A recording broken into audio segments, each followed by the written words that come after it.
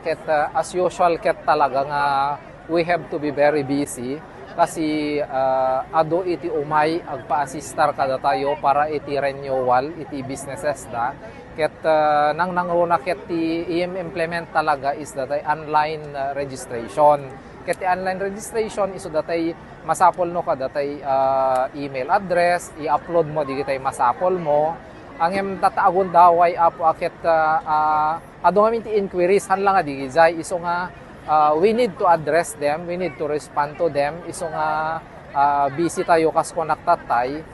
ken medyo dalang basit concern tayo detoy sistema iti DICT nga in-provide da kasi medyo hanga makaproceed tatangagon daway iso nga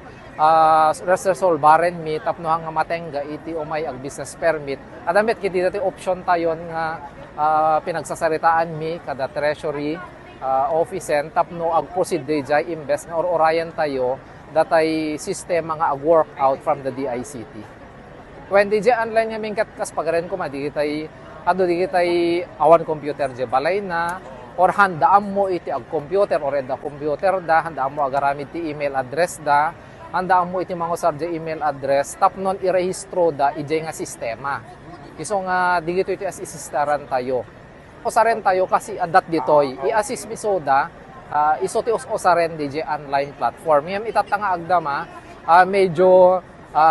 hangamin nga medyo adapaltar na detay sistema nga inted ni DICT iso nga resolvaren mi on our end i-proceed mi not using the DICT in the meantime no dikit di datay sistema mit ditoy mismo tapno ag proceed tapno awan matenga ti paka-accessan na ket dito yung amin ay BPBC ay bpls.com City of Laoag, Ilocos Norte /login ko na. So ited mino ka detoy tapno ito'y da nga agrehistro using their username and password meaning their email no kwa. Hanga no napintas diyan nayas DJ sistema di inted ni DICT once nga na-i-upload lang datay requirement mo for renewal sumrek idzay makita da agum ubrada met no makita dan agum ubrada aprobaranda iso nga ag final sumrek idzay maodi ag i-release je maodi ti business permit naka-i-release kami di kita simrek tatay nga online ada more or less 10 nga na-i-releasen tatay mayat ti online tatay ni DICT ngem tataakit medyo nag-option kami iti sabaling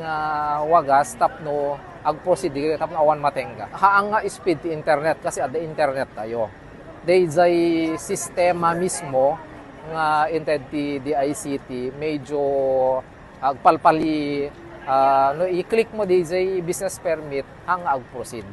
iso nga natenggat ditoy iso nga sinolusyonan mi metten tapno masolbar detoy tapno tegonak awan iti matenga. Legally speaking ket January, the whole of January. More or less 6,000 nga min ti last year tayo ti figures tayo ket considering expectaren tayo ang ada pa di tayo new businesses tayo ket manayonan detoy more or less.